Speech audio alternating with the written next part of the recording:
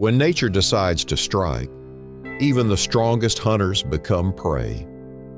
From Kodiak's icy tides to Russia's fog-shrouded forests, these stories reveal how fast calm turns to carnage when the wild pushes back.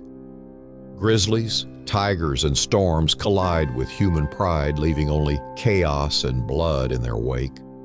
Whether it's roaring plains, frozen glaciers, or midnight camps, one mistake can mean the difference between legend and loss.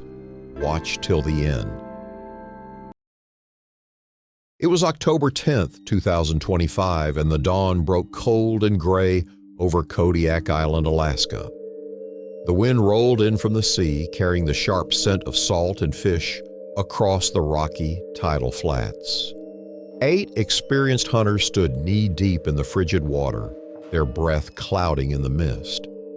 Among them was Viktor Petrov, a 42-year-old hunter who had spent years exploring the wild coasts of Alaska.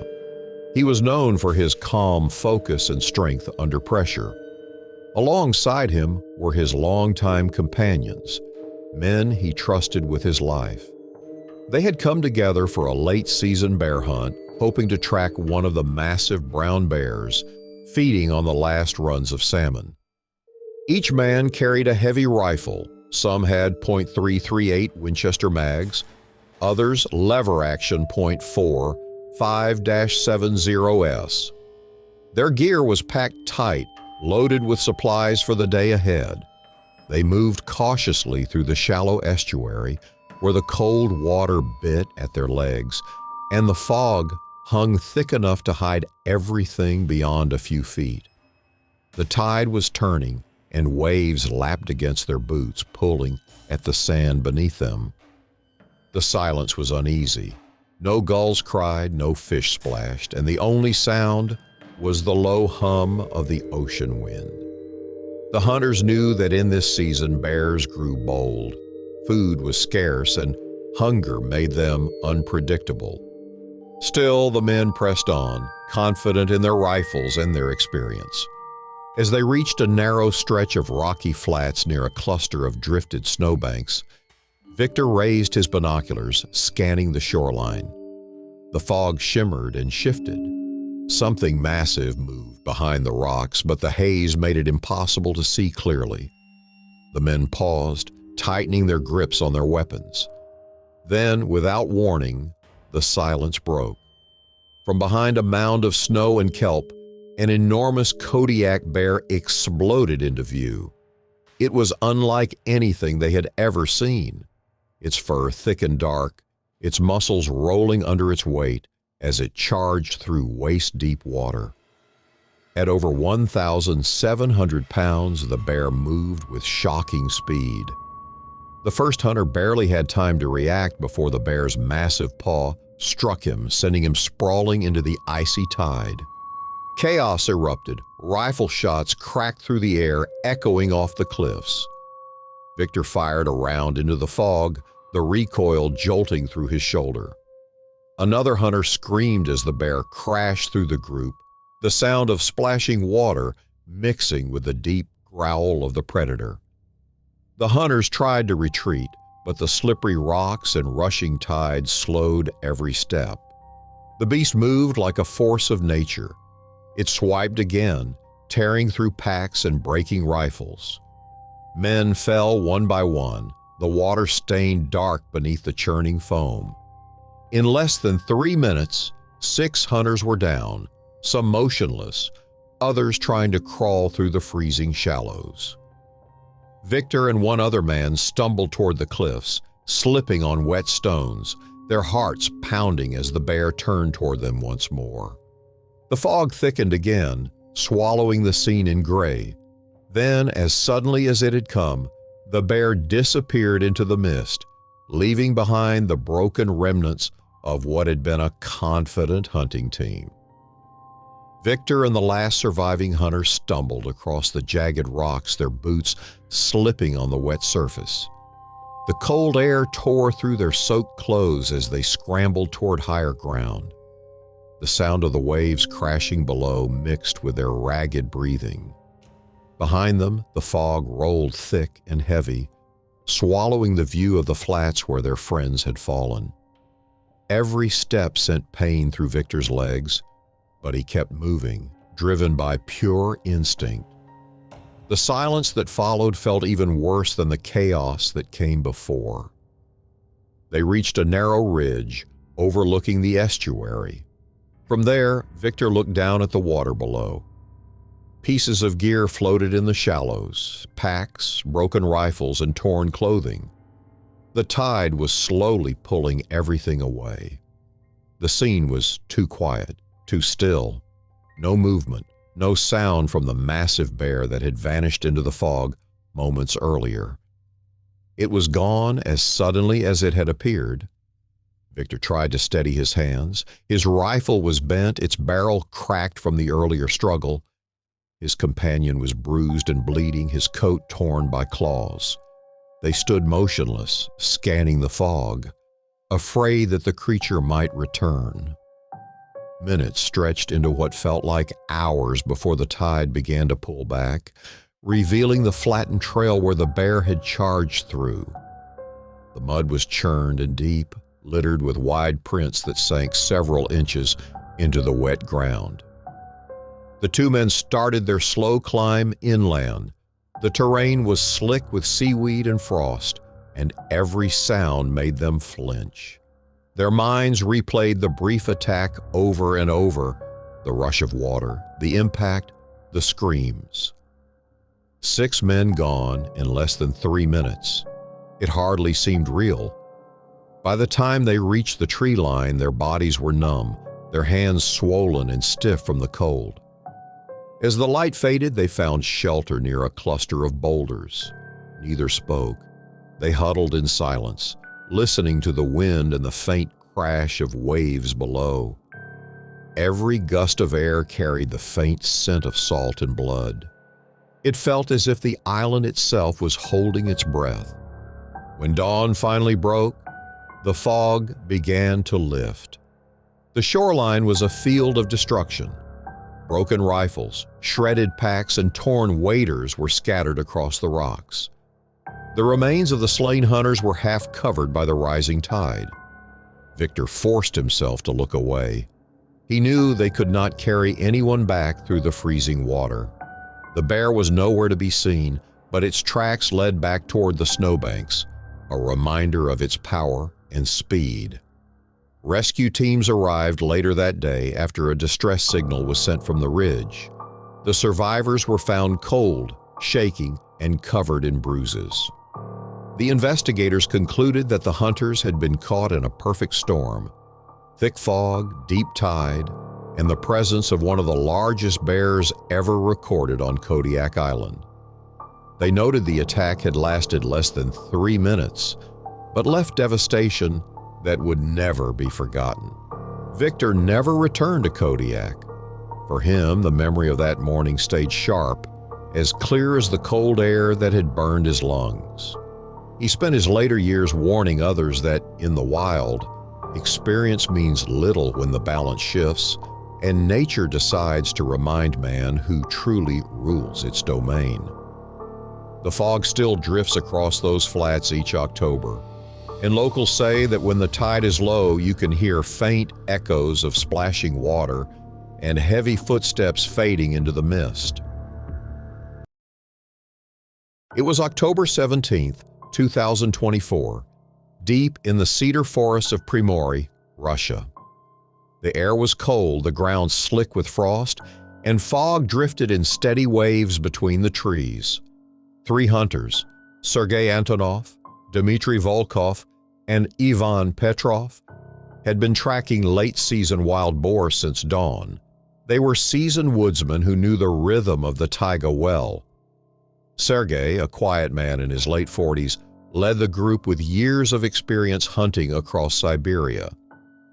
Dmitry, younger and stronger, carried most of the supplies. Ivan, the most cautious of the 3, often reminded the others of how unpredictable the forest could be. By dusk, the trio found a narrow ridge surrounded by dense cedar and spruce, perfect for setting camp. The wind cut through the trees, sharp and dry, carrying the scent of pine needles and distant snow. They pitched a small canvas tent secured with ropes and stones and placed their Tiger carbines and Baikal shotguns beside the entrance. Packs filled with meat and supplies rested outside close to the fire pit. As the flames flickered, shadows danced across the tent walls. The night deepened quickly. A thick fog crept in from the valley, muffling the forest's usual sounds. Even the owls seemed silent. The hunters took turns keeping watch, the temperature dropping lower each hour. Frost began forming along the tent's seams, and the forest seemed to hold its breath. Somewhere in the distance, a branch cracked. None of them moved. Then the sound came again. Slow, deliberate, heavy steps on frozen leaves. Sergei's instincts stirred first. He listened closely, but the noise faded into the fog. They assumed it might be a wandering elk or boar and decided to rest. The forest returned to quiet. But just after midnight, the stillness shattered.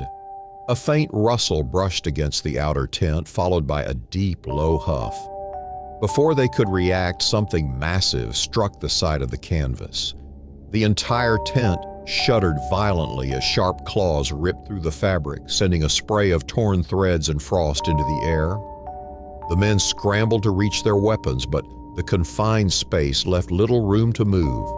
The scent of the tiger filled the tent, an overpowering mix of musk and damp fur. A heavy paw tore through one side, scattering gear and dragging their packs across the icy ground.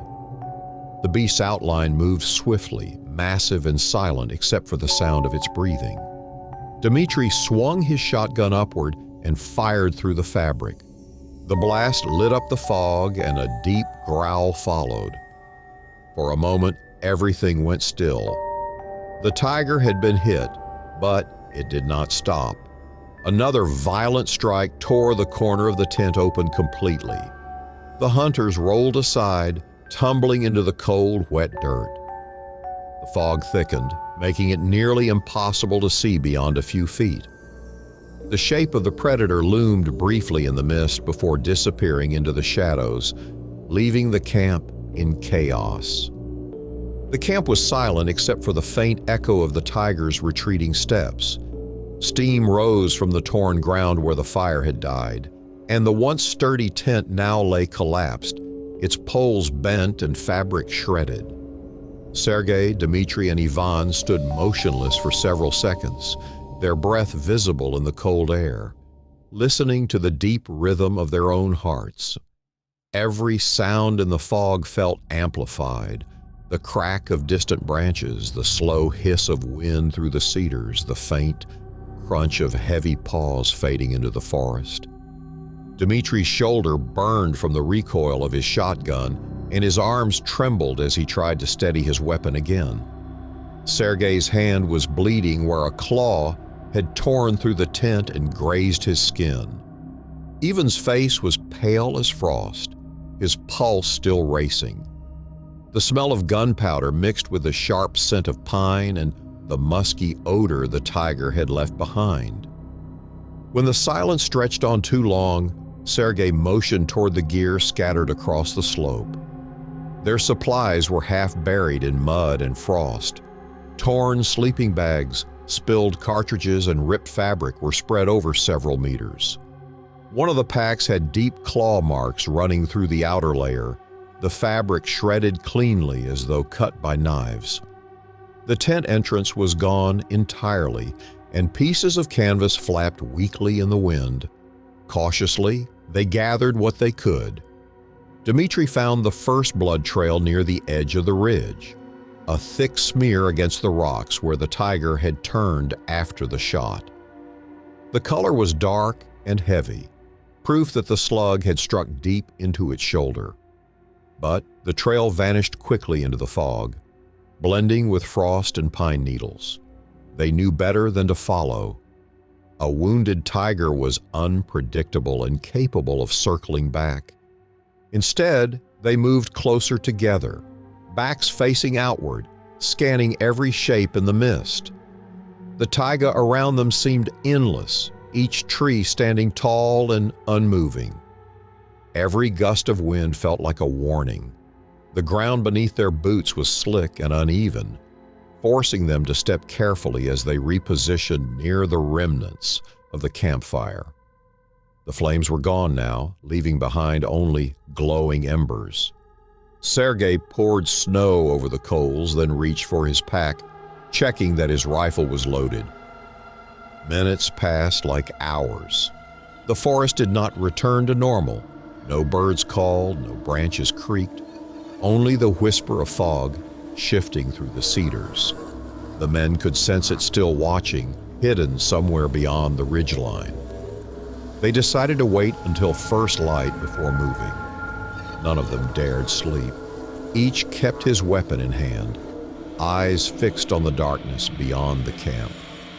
When dawn finally broke, pale light filtered through the fog. The forest looked calm again, but the damage was clear. The tent was in ruins, the ground covered with clawed earth and broken branches. The hunters examined the area one last time, tracing the prints that led down the slope. They could see where the tiger had slipped on the frost, its massive paws pressed deep into the mud. Then the tracks disappeared into the valley.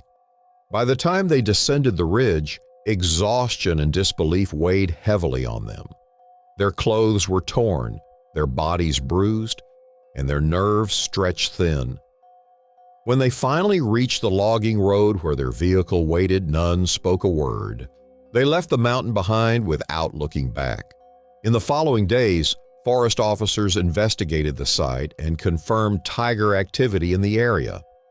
Locals began securing food and waste more carefully, and hunters were reminded of how easily even seasoned men could become prey when the taiga decided to remind them of its power. Sergei, Dmitri, and Ivan never returned to that ridge again. Each carried the memory of that frozen night, the sound of claws tearing canvas, and the breath of a predator that had come closer than any of them could ever forget. It was December 18, 2024, deep in the frozen hardwood forests of northern Wisconsin, where snow-covered oaks and birches stretched endlessly toward a pale winter sky. Hunter Lucas Merrick, a 50-year-old forestry worker, had spent his life in the northern wilderness. Hunting was not just a hobby for him. It was a tradition passed down from his father and grandfather. That morning, he was joined by his 16-year-old son, Evan Merrick, for their annual winter hunt, a trip they had been planning for weeks. It was Evan's first time tracking a mature buck, and the excitement in his eyes reminded Lucas of his own youth. The snow was waist-deep, blanketing everything in white silence. Their breath rose like faint smoke as they pushed through the thick drifts, each step breaking the untouched crust. The cold bit through their layers of wool and down, yet the two pressed on, their rifles slung tight across their backs. A massive storm had rolled through the night before, leaving the forest eerily still. The world seemed frozen in time, every branch coated with glittering frost. Lucas led the way, scanning the ground for the faint outlines of tracks. After hours of hiking, they found what they were looking for, a set of deep prints spaced wide and clear. The tracks belonged to a huge white-tailed buck, one that hunters in the area had spoken about all season, but few had seen. Its hooves had cut straight across the ridge, leading toward a half-frozen creek deep in the valley below. By dawn, the wind had softened and the gray clouds began to thin, revealing a faint orange glow on the horizon. Lucas motioned for his son to slow his pace. The sound of distant water hinted they were getting close to the creek. As they neared the edge of the clearing, the landscape opened into a quiet stretch of snow-covered ice and bare trees. And there, standing motionless at the water's edge, was the buck. Its antlers glistened with frost, wide and perfect like a crown of ice. The animal stood tall, its breath curling in the morning air. Evan's heart pounded. He raised his rifle slowly, trying not to make a sound. Lucas watched carefully, letting his son take the lead. The only sound was the faint groan of the ice and the whisper of wind through the branches. Then, without warning, a heavy sheet of snow slid off a nearby branch and crashed onto the ground with a sharp thud. The sound shattered the stillness. The buck jerked its head up, muscles tensing. In an instant, it bolted across the creek. The ice beneath it cracked with a loud, echoing snap. Before either of them could react, the animal's weight broke through the surface, sending shards of frozen water flying into the air. Evan gasped, frozen in shock, as the buck thrashed wildly in the freezing current. Lucas dropped his pack and charged toward the edge, his boots slipping on the slick surface. He shouted for his son to stay back, but Evan followed, gripping his rifle with shaking hands. Together, they waded into the icy water, the cold biting through their clothes. The buck's legs kicked violently, splashing chunks of snow and slush into the air as the two hunters struggled to pull it toward the shore. The icy water surged around their legs as Lucas and Evan dragged the struggling buck closer to the shore. Snow mixed with mud beneath their boots, the cold biting into their skin through every layer of fabric. The deer's frantic movements sent waves of freezing water splashing across their coats, and each second felt longer than the last. The animal's wide eyes reflected fear and exhaustion as it kicked against the broken ice. Evan's hands trembled as he gripped the buck's antlers, trying to keep its head above the surface while his father pulled from behind. Together, they fought against the current until the animal's front hooves finally found solid ground. With one last heave, Lucas managed to pull the massive buck onto the snowy bank. The deer collapsed in the snow, breathing heavily, steam rising from its wet fur. Evan fell beside it, his body shaking not from cold but from awe and relief. He had expected a hunt to end with a shot, not a desperate rescue. The forest around them was completely silent again, the kind of silence that followed a moment of great struggle. The sun had begun to rise, casting a pale orange glow over the frozen trees. Frost sparkled on every branch, and the air smelled clean and sharp. Lucas knelt beside his son, his breath ragged from effort. Both of them stared at the animal, which now lay still, its chest rising and falling slowly. For a moment, neither moved. They watched the steam fade from its body as it rested, calm once more. The creek crackled softly as new ice began to form around the broken edges. Lucas knew they could not stay long. Their clothes were soaked and the temperature was dropping fast. He stood and checked the rifle, slinging it back over his shoulder before helping Evan to his feet. The boy's face was pale but filled with wonder. They stepped back from the animal, letting it rest in the soft snow, its breath growing steadier by the second. The pair began their trek back toward the ridge, their boots sinking deep with each step. Behind them, the buck lifted its head weakly, snow falling from its antlers. It looked toward them for a long moment before turning and limping slowly into the trees. The sight left Evan speechless. He realized that what they had experienced was not a victory over nature, but a reminder of its strength and fragility. By the time they reached the truck, the morning sun had fully broken through the clouds, warming their frozen faces.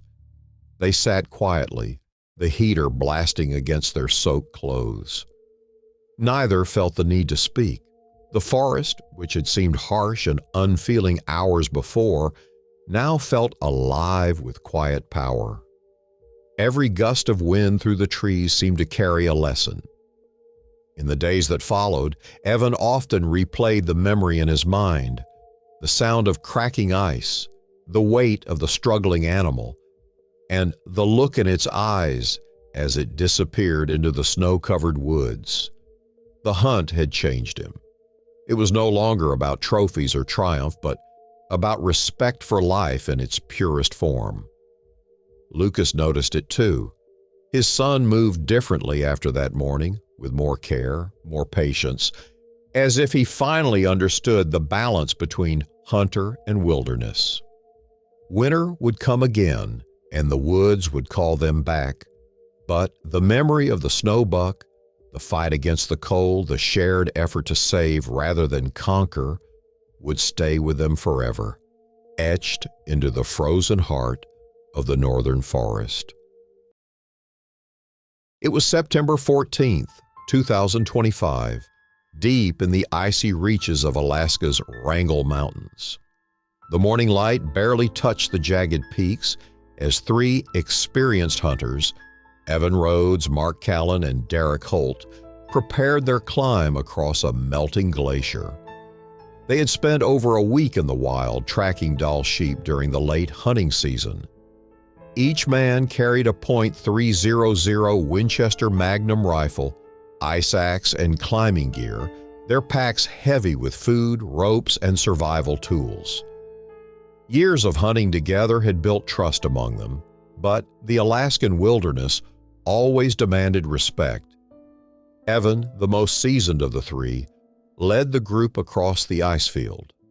The glacier cracked and moaned beneath their crampons, a reminder that even frozen ground could shift without warning.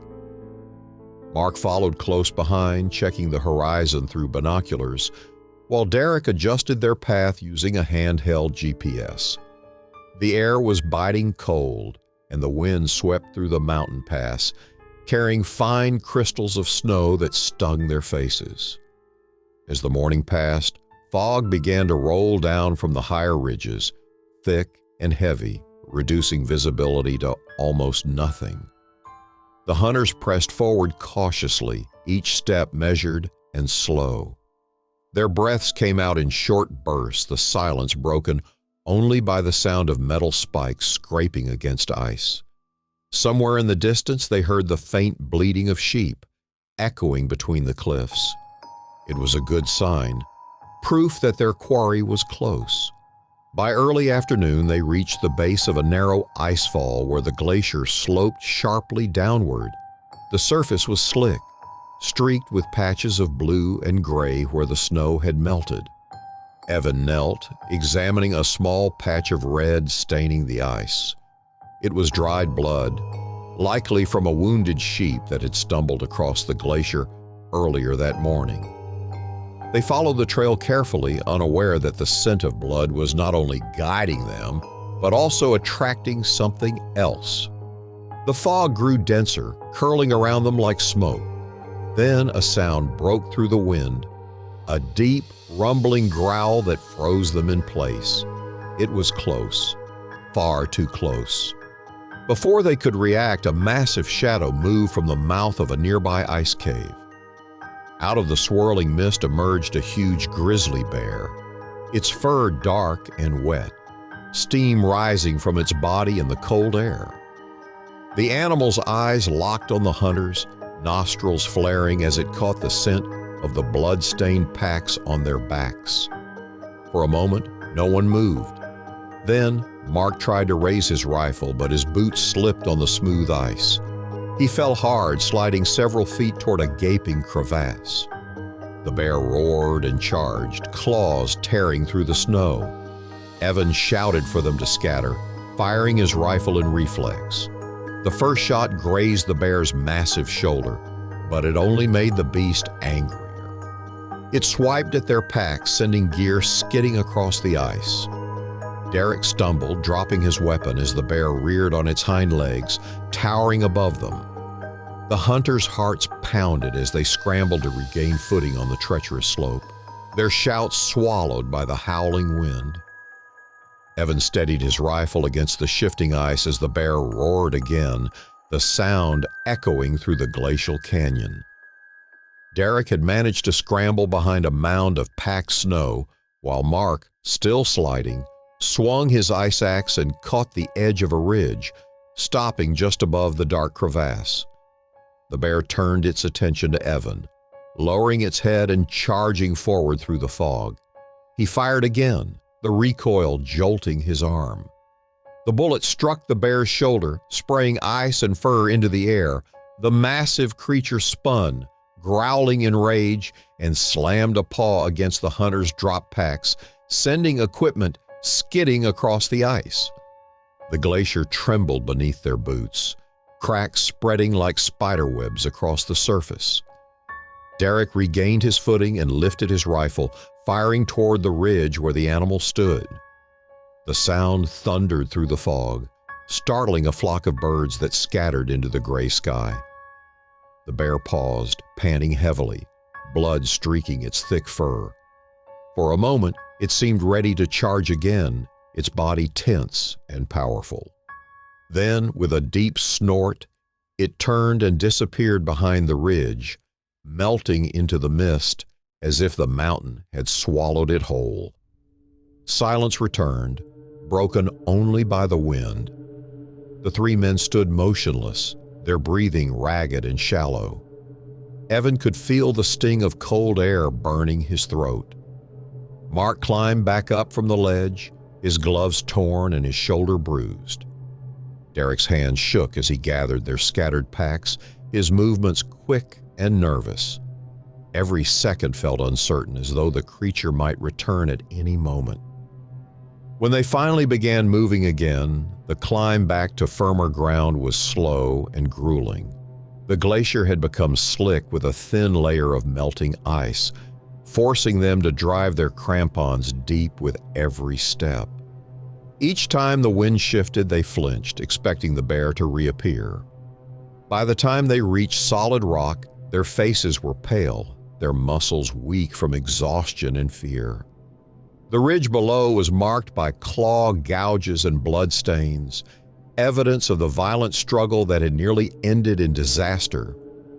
The hunters looked back only once, watching the fog roll across the glacier, hiding the scene of what had happened.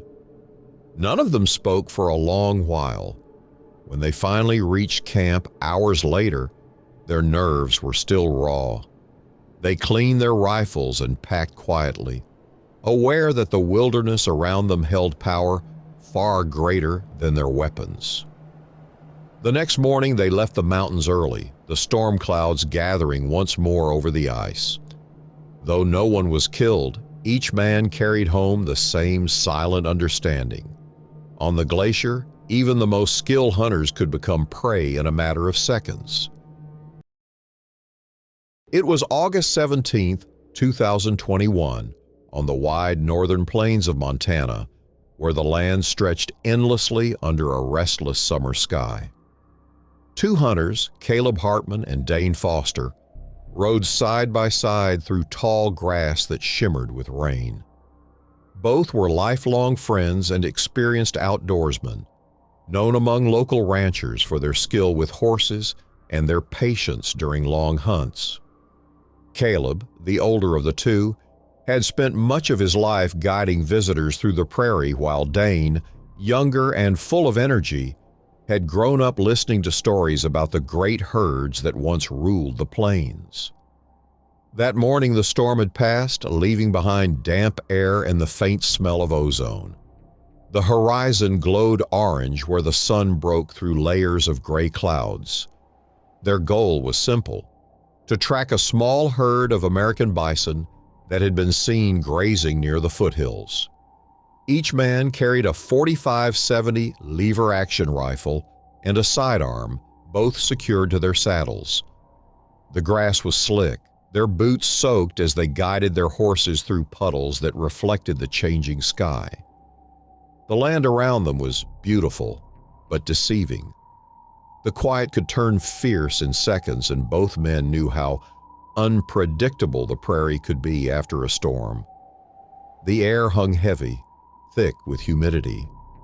Flashes of distant lightning still danced along the far edge of the clouds, and a low rumble rolled through the plains.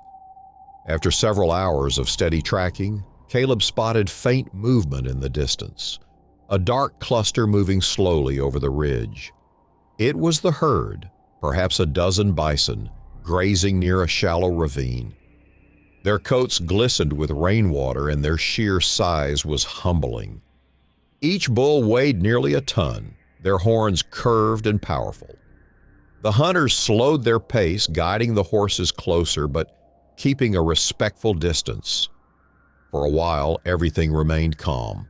The only sounds were the soft clop of hooves and the rustle of wind through grass. Caleb and Dane spread apart slightly to circle the herd, planning to observe before deciding their next move. Then the sky darkened once more. A single flash of lightning split across the clouds, followed by an earth-shaking crack of thunder that echoed across the plains. The herd reacted instantly. Heads rose, muscles tensed, and within seconds the calm scene exploded into chaos. The bison bolted in every direction, hooves pounding against the wet ground, throwing mud and water into the air. Caleb's horse reared, startled by the sudden noise, while Dane tried to steady his mount as the herd surged forward. Before they could react, the two men were surrounded by a storm of movement, a blur of brown bodies and flying debris. The ground shook beneath them as dozens of massive animals thundered past, their deep snorts mixing with the roar of rain and wind. Caleb's horse stumbled on the slick grass, losing its footing. The next moment, the older hunter was thrown into the mud as the herd closed in around him. Caleb hit the ground hard, his body sinking into the soaked earth. The air filled with a roar of hooves and snorts as the massive herd thundered past him. Mud splashed against his face, and he tried to crawl toward a nearby patch of low grass for cover. All around him, the prairie was alive with motion and sound. The ground quivered like it was breathing. Through the haze of dust and rain, Dane spotted his friend lying exposed among the stampeding animals. Fighting to keep control of his horse, he turned sharply, raising his rifle toward the charging bison. His hand was trembling, but instinct took over. He fired a single shot high into the air, hoping to draw their attention. The loud crack cut through the chaos, but the noise of hooves swallowed it almost instantly. Still, it gave the herd the briefest pause, enough for the massive bull leading the charge to shift its direction. The bull was enormous, its shoulders rippling with muscle as it tore through the mud. It skidded to a stop just feet from Caleb, tossing clumps of wet earth into the air. Steam rose from its nostrils as it snorted, staring at the man sprawled on the ground. For a heartbeat, everything stood still, the rain, the wind, the sound of thunder. Then the bull jerked its head, bellowed, and turned away, charging past with terrifying speed. The rest of the herd followed, a blur of dark shapes disappearing into the distance. The storm broke open fully now, rain pounding against the plain. Dane dismounted quickly, stumbling toward his friend. Caleb was covered in mud, shaken but alive, his jacket torn from the fall. The horses stood trembling nearby, eyes wide and sides heaving from fear. For several minutes neither man moved, too stunned to speak. The storm rumbled away toward the horizon, leaving behind a field marked with deep hoofprints and churned soil. When the rain slowed, they gathered their gear and inspected the damage. Caleb's arm was bruised and his leg ached, but he could stand. Their horses were unharmed, though frightened. The two men took a long moment to breathe, looking out over the open plain where the herd had vanished. The land was quiet again, but the silence felt heavy, like the echo of what had just happened still lingered in the air. That day, both hunters learned something deeper about the land they loved. The plains, vast and open, held a power older than any man. A single flash of thunder could turn peace into chaos, and a heartbeat could mean the difference between survival and disaster. For months afterward, they avoided that stretch of prairie during storms, remembering how close they had come to being lost beneath the stampede. It was September 14, 2020, in the rugged wilderness of the Kamchatka Peninsula, a vast region known for its volcanoes, wide valleys, and heavy salmon runs. Two hunters, Dmitry Volkov and Ivan Petrov, had been in the field for 4 days, camping near a volcanic valley surrounded by streams full of spawning salmon. They were experienced outdoorsmen, both in their 40s, who had spent years tracking brown bears in these remote regions. Dmitry was a skilled marksman, often praised for his patience and careful preparation, while Ivan was strong, practical, and deeply familiar with the terrain. That morning, the men had spent hours following bear trails along the riverbanks, marking clawed tree trunks and large paw prints pressed deep in the mud. They carried .375H and H rifles, powerful enough to stop even the largest bears. Their small base camp was simple but well organized. A green canvas tent, a folding table, 2 coolers filled with smoked fish, and a metal stove for cooking. As night began to fall, they built a small fire to keep warm while rain clouds gathered overhead. By the time darkness settled, the valley was swallowed by thick fog. The rain came in waves, drumming softly against the tent fabric. The hunters secured their rifles inside, checked the food supplies, and settled down to rest. The distant roar of the river was the only sound in the stillness. Yet, somewhere beyond the fog, another rhythm stirred, the soft padding of heavy steps moving through wet grass. Shortly after midnight, the quiet was broken by a deep rustle near the edge of camp. Dmitry stirred, half awake, hearing something large moving just beyond the light of the campfire. The next moment, the sound became a crash, a massive weight slamming into the side of their camp. The tent poles snapped like twigs, and the canvas collapsed over them. A roar thundered through the darkness, so close it rattled the air. A massive brown bear, easily over 1,200 pounds, had burst through the camp. Drawn by the scent of smoked fish, it tore through the coolers, scattering meat and cans across the mud.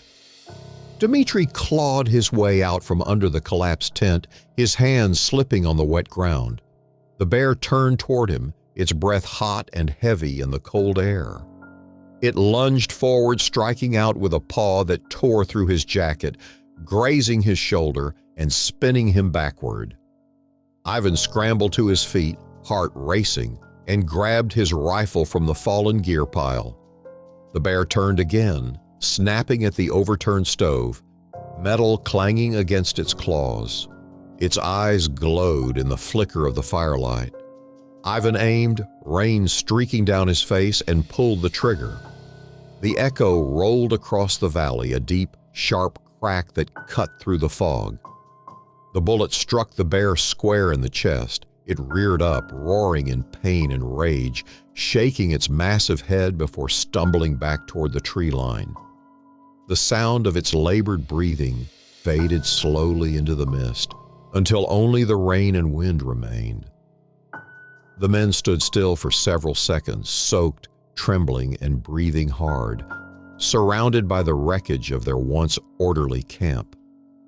Dmitry and Ivan stood motionless in the rain, their breath shallow as the echoes of the shot faded into the fog. The valley seemed to hold its breath with them. The fire had nearly died, leaving only faint orange light dancing across the soaked earth. The coolers were crushed and scattered, their contents trampled into the mud. The smell of fish and gunpowder lingered heavily in the air. For a moment, neither man moved. Only the steady patter of rain filled the silence, and the faint sound of the bear's retreating steps blended into the night. Dmitry pressed his hand against his bleeding shoulder. The wound burned, but the cut was not deep. His jacket was torn, and his face pale from shock. Even lowered his rifle, scanning the fog-covered tree line for any sign of movement. The faint growl that had followed the first shot was gone now, replaced by the distant roar of the swollen river. Slowly, the tension began to fade, leaving behind exhaustion and disbelief. They spent the next hour clearing what was left of the camp. The tent was beyond repair. One wall shredded and the poles snapped. Pots, packs, and torn fabric were scattered in every direction. Their stove lay on its side, half buried in the mud. The men worked in silence under the dim light of their headlamps, gathering what supplies they could salvage. Each sound in the distance made them pause, half expecting the bear to return. By the time they rebuilt a temporary shelter, the rain had turned into a misty drizzle. They sat near the faint glow of a lantern, their faces drawn and tired. The adrenaline slowly drained from their bodies, replaced by a heavy, uneasy calm. Dimitri's wound was cleaned and bandaged with what little they had. Neither spoke about continuing the hunt. The valley no longer felt like a place for sport. It felt like a reminder that nature had its own rules. At dawn, the fog lifted, revealing the full extent of the destruction. Deep paw prints circled the camp, pressed into the wet soil like scars. Broken branches marked the bear's path toward the forest. The coolers were clawed open, their contents gone. The sight was enough to make both men understand how close they had come to disaster. When they finally packed up to leave, the valley was quiet again, the calm, deceptive, and eerie. They carried their rifles tightly, scanning the woods with each step. Neither spoke during the long hike back. That night remained etched in their memory, a moment when the wilderness reminded them that even the most experienced hunters could become prey.